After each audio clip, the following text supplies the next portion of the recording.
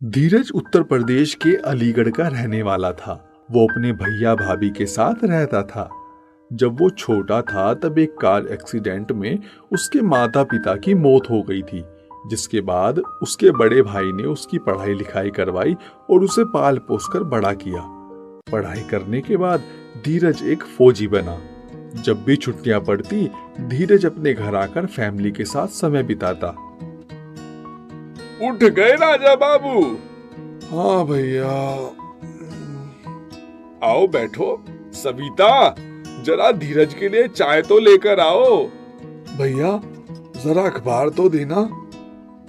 अखबार देखकर धीरज हैरान हो गया, क्योंकि उसके पहले पेज पर लिखा था, पाकिस्तान ने भारत पर हमला कर दिया है।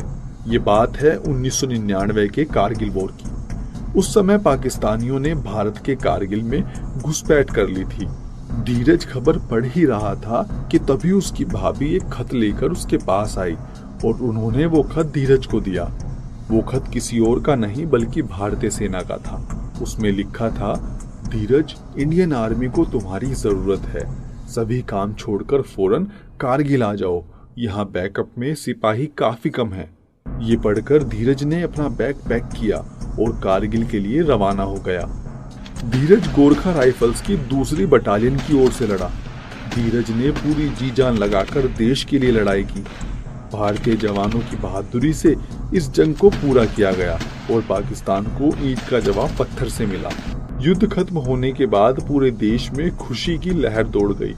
भारतीय सैनिकों ने बहुत कुछ खोया, लेकिन अब सबके चेहरे पर जीत की खुशी थी। इस बीच धीरज ने अपने बड़े भाई को फोन किया। हेलो भैया, कैसे हो? मैं एकदम अच्छा हूँ धीरज, तू बता, सब ठीक है ना? हाँ भैया, सब कुछ ठीक है। मैं बस कुछ दिनों में घर वापस आने वाला हूँ। बहुत बढ़िया। अच्छा भैया, मैं पूछ रहा था कि मेरा एक दोस्त है, उसे अपने साथ ला सकता हूँ क्या? अरे क्यों नहीं, बिल्कुल ले आओ। पर भैया एक दिक्कत है। वॉर के दौरान उसके दोनों पैर कट गए थे, जिस वजह से वो चल फिर नहीं सकता।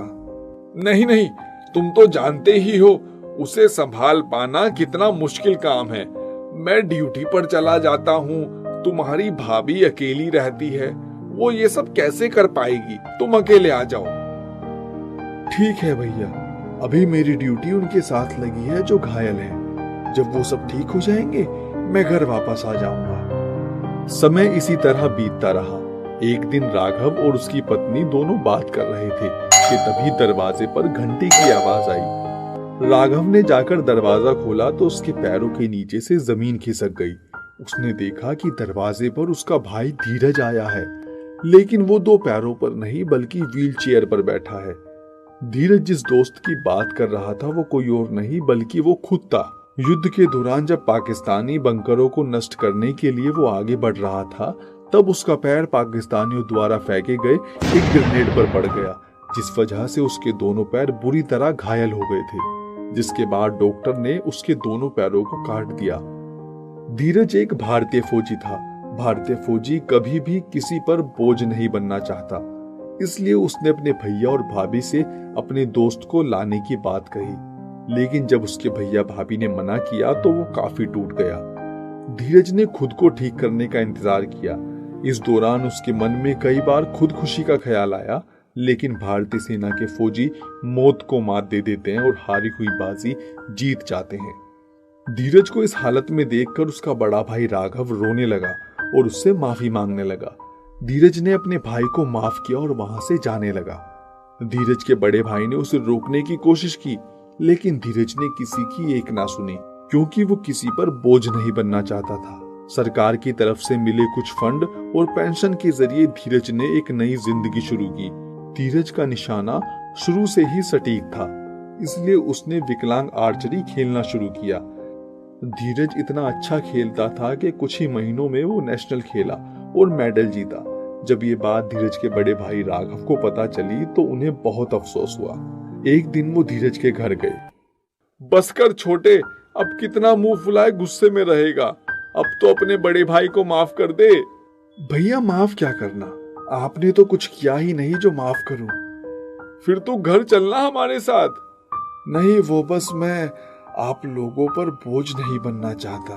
अब ज्यादा बड़ी बड़ी बातें मत कर, चल सीधा घर चल। धीरज ने अपने भैया को माफ किया और वापस आकर उनके साथ रहने लगा। अक्सर ऐसा होता है, इस देश के लिए भारतीय सैनिक अपना सब कुछ न्यौछावर कर देते हैं, लेकिन जब उनका बुरा वक्त आता है तो देश उनसे मुंह मोड़ लेता है। ये कहानी केवल राघव की नहीं थी। आप या हम में से कोई भी ये बात सुनता कि आपका छोटा भाई अपने विकलांग दोस्त को घर पर ला सकता है तो हमारा जवाब भी ना ही होता। लेकिन भारतीय सैनिक हारी हुई बाजी कैसे जीत सकते हैं, ये हमें धीरज से सीखना चाहिए।